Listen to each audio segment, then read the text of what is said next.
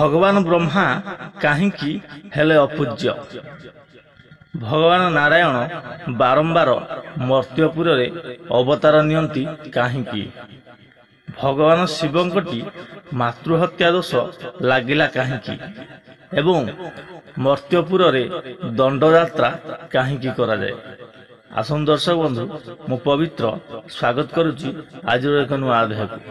आज आपण मानकु एमिति किछि कथा कहबी जहाँकि आपण माने शुणिले आश्चर्य होइजिवे। तो दर्शक बंधु यही कथा भारतर 90% लोक जानि नथिवे, कारण ये गुप्त रहस्य सत्य जुगर कथा अटे। यही कथा शुणिबा पूर्वरु आपण माने वीडियो को गोटे लाइक करी कमेंट रे जय जगन्नाथ बोली लिखि दिबे एवं मो चैनल में नुआ आसते चैनल को निश्चय भाव में सब्सक्राइब करदे। तो दर्शक बंधु प्रलय समय रे भगवान परम ब्रह्म एवं माता आदिशक्ति गर्भरु 3टी पुत्र जन्म होते। से थिले ब्रह्मा विष्णु एवं महेश्वर। ब्रह्मा विष्णु महेश्वर को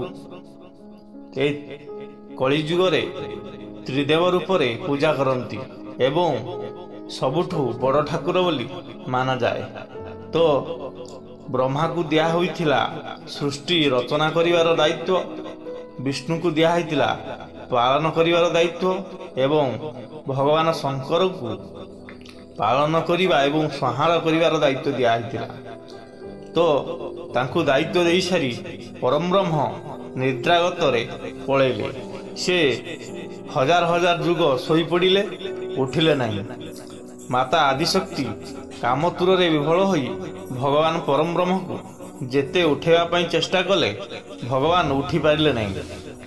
तो से कामतुर संभाली न पारी तार बड़ पुत्र ब्रह्मा निकट को जाइथिले एवं ब्रह्मा को कामतुर भिक्षा मागिथिले, किंतु भगवान ब्रह्मा माग बोली तांकु फेरई देइथिले एवं तांकु कहिथिले, माँ तुमे मोर माँ, तुम सहित केबे भी मु रमण करि परिबि नाही। तो माता आदिशक्ति रागी जाई क्रोधर वशतः ब्रह्मा को अभिशाप देले जे तुमको मर्त्यपुर रे केही पूजा करिवे नाही, तुम्हें आज ठारू अपूज्य होई रहिबो। तो सही समय रे भगवान ब्रह्मा माता को निवेदन करथिले, किंतु माता क्रोधवश रे तांकु क्षमा करि नथिले। सेकेंड रे गले भगवान नारायण को निकट को। भगवान नारायण को भी कामतुर भिक्षा करथिले। तो भगवान नारायण माँ को मातृहत्या दोष लागिबो बोली माँ को हरिबा निमंते तांको दोष बा पाप लागिबो बोली से माता आदिशक्ति को मना करि देथिले।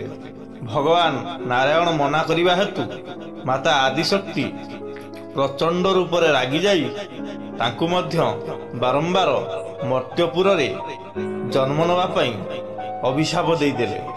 कहिले, तुमे जेहेतु मोर भोक को मेंटेई पारिलो नहीं, तुमे केबे भी सुधा ए पातालपुर रे रही पारिबो नहीं, बारंबार मर्त्य रे जन्म नब।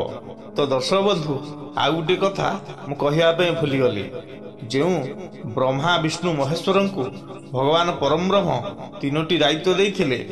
भगवान ब्रह्मा को स्वर्गपुर दायित्व देइथिले एवं नारायण को पातालपुर दायित्व देइथिले एवं भगवान शंकर को मर्त्यपुर दायित्व देइथिले। कारण ब्रह्मा रहुथांती स्वर्ग रे, पाताल रे रुहंती विष्णु एवं कैलाश कंदर रे हिमालय रे भगवान शिवशंकर वास करती।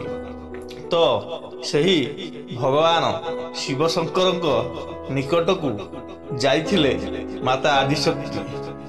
भगवान शंकर कैलाश निकट को जेतेबेले भगवान माता आदिशक्ति जाई पहुंचिले, भगवान शिवशंकर सही समय रे निशासक्त अवस्था रे थिले।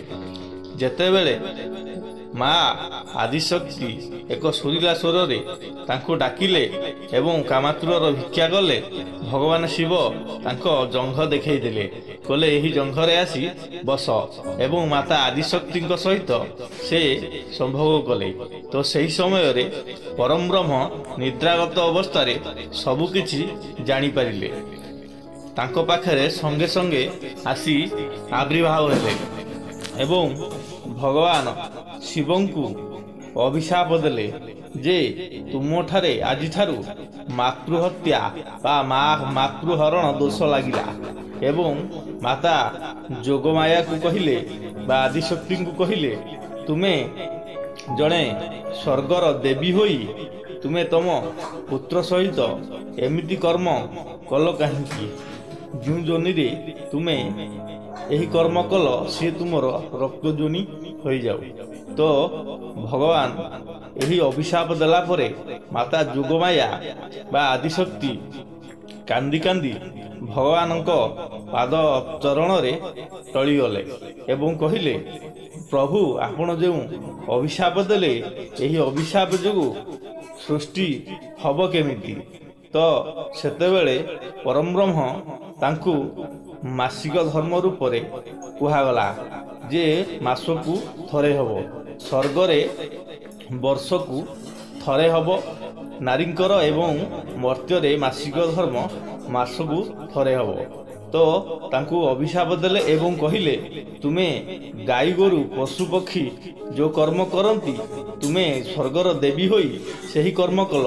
ତୁମେ ଆଜିଠାରୁ ମର୍ତ୍ତ୍ୟପୁରରେ ଗାଈ ଭାବରେ ଜନ୍ମ ହେବ ଏବଂ ସେହି କୁଚିତ କଦର୍ଯ୍ୟ କାମ କରିବ।